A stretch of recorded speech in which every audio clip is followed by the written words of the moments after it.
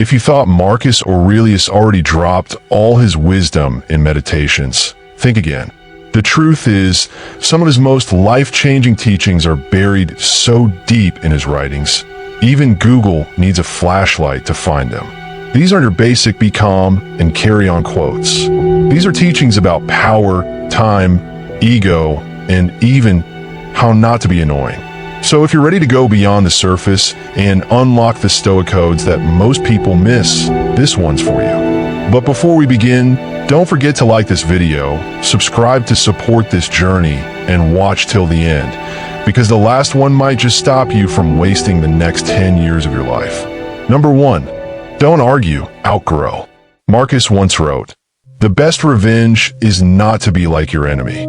It sounds poetic, but it's actually one of the most savage teachings if you apply it. In a world obsessed with clapping back, he tells us don't lower yourself to that level. Transcend it. Every time someone disrespects you, you have two choices: react emotionally or respond rationally. Marcus teaches us that real strength isn't shown in arguments, it's shown in restraint. Not everything deserves your energy. Not everyone deserves a reply. Especially not internet trolls using profile pics from 2007. This doesn't mean be passive. It means be strategic. Rise above pettiness, not because you're weak, but because you're focused. You're not here to win every battle. You're here to win the war within. So the next time someone throws shade, remember, the Stoic doesn't argue. He improves. Then he lets silence do the talking. Number 2. Control is a myth, but discipline isn't. Marcus constantly reminded himself that the world is uncontrollable. He said, "You have power over your mind, not outside events. Realize this, and you will find strength." But here's what's underrated. He didn't just say it. He lived it. He didn't try to micromanage fate like a stressed-out wedding planner. He focused on what he could control: his reactions, his discipline, and his mindset. That's the key. In chaos, the Stoic finds order within. Too many people waste energy trying to change the weather, control people, or force outcomes. Marcus teaches us to drop the illusion of control and instead become masters of self-control, which, let's face it, is harder than resisting fries at midnight. So let go of what's not yours to fix. The economy, your ex's behavior, the traffic. Focus on what is, your effort, your principles, and your daily choices. That's where peace lives. Number 3, be hard on yourself, but not cruel. Here's a line that often gets overlooked. Be tolerant with others and strict with yourself. Now, before you go turning into a self-help drill sergeant, let's break this down the Stoic way. Marcus wasn't saying self-flagellation is the answer. He was saying, hold yourself to a higher standard, not with shame, but with purpose. Expect more from yourself because you're capable of more. It's not about hating your flaws. It's about refusing to be owned by them. This teaching is powerful in today's world where everyone's told, you're perfect the way you are. Nah, Marcus says, you can be better. You must be better, but without turning your inner dialogue into a 24/7 row session. It's discipline with dignity, progress with compassion. So aim high, but don't beat yourself up when you fall short. As long as you're still climbing, Marcus would nod in approval, quietly, with Roman grace. Number 4, people will talk. Let them, Marcus said. Let them see me as a lunatic or beast, if that's what they think. What matters is how I conduct myself. This is next-level detachment. He wasn't cold. He just didn't need approval anymore. Most people live like billboards, advertising a life designed to impress others. But Marcus teaches us that freedom begins when you stop renting your identity to strangers. Their opinions? Not your business. This doesn't mean be rude or unkind. It means your inner compass must be stronger than external noise. If your actions are rooted in virtue, let people talk. If your decisions are guided by wisdom, you don't need validation. You need consistency. So next time someone doubts your path, smile and carry on. As Marcus would say, what doesn't harm your soul doesn't harm you. And someone else's opinion? That's just wind.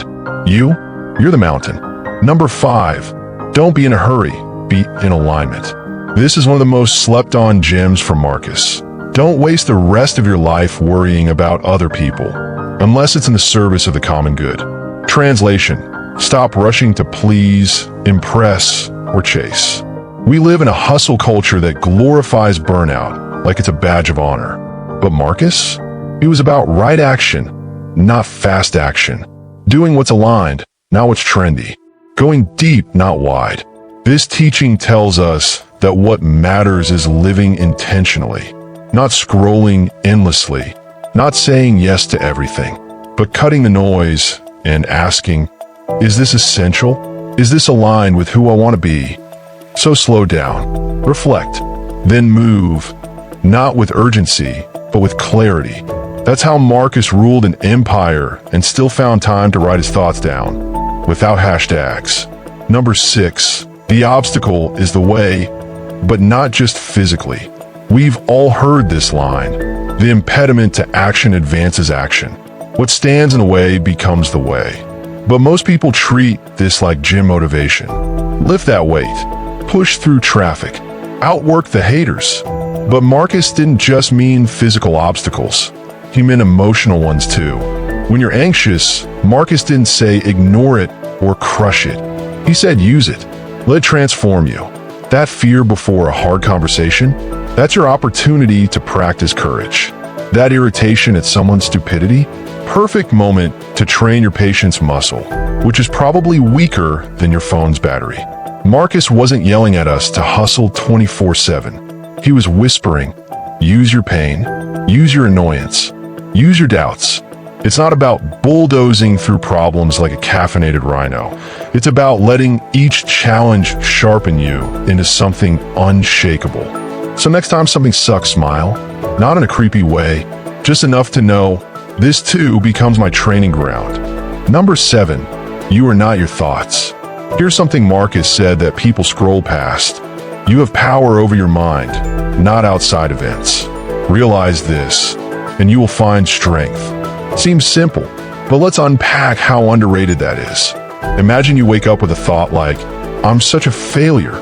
Most people accept that as truth. But Marcus would say, hold up, that's just a thought. And you are not your thoughts. You're the observer, the driver, not the barking dog in the back seat. He wanted us to stop being puppets controlled by every mental itch. Feeling insecure? Question it. Feeling rage? Step back. Marcus was teaching what modern psychology now calls cognitive distancing. The guy was basically a second-century therapist with armor. This changes your life. You stop reacting like a squirrel on espresso. You pause, reflect, and then respond like a philosopher king, not a TikTok comment section. And honestly, thank the Stoic gods we're not our thoughts. Otherwise, I'd have to admit, I actually believe I'm going to finish all my goals by next Monday. Number 8, fame is a trap, and so is validation. Marcus wrote, consider the lives once lived of men long gone who pursued praise and notoriety. Where are they now?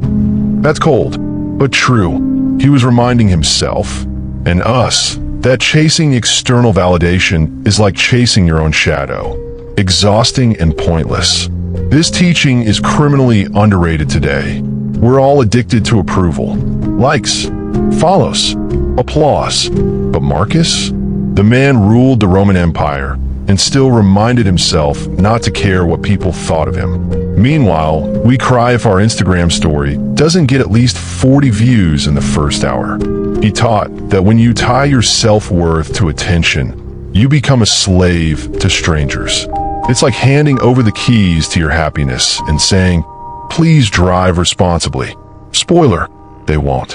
What matters isn't the crowd's opinion. It's your own character, your integrity, and whether you lived according to reason and virtue or just trends. Now, if you do like this video, don't forget to hit that thumbs up, but not because I need it, just because Marcus would say it's the virtuous thing to do. Number 9, you're gonna die, so chill out already. Okay, hear me out. Marcus wrote obsessively about death. Not in a morbid, creepy way, but in a freeing one. You could leave life right now. Let that determine what you do and say and think. This wasn't to scare us. It was to wake us up. Knowing death is inevitable makes all the small stuff small.